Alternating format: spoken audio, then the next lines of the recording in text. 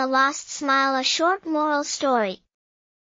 In a quiet village nestled between hills, there lived a cheerful girl named Lila. Her smile could light up even the gloomiest day. But one morning, Lila woke up and couldn't smile.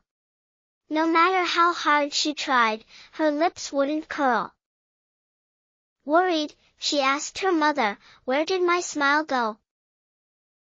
Her mother kissed her forehead and said, "Maybe it's hiding somewhere kindness can reach."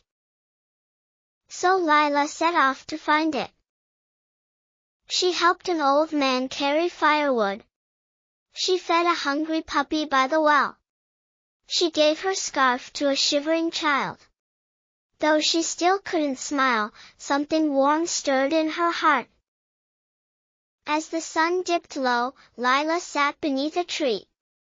The puppy she had fed earlier came running, tail wagging, and licked her cheek. Lila laughed softly, and in that moment, her smile returned. She hadn't lost it. She had simply shared it with others.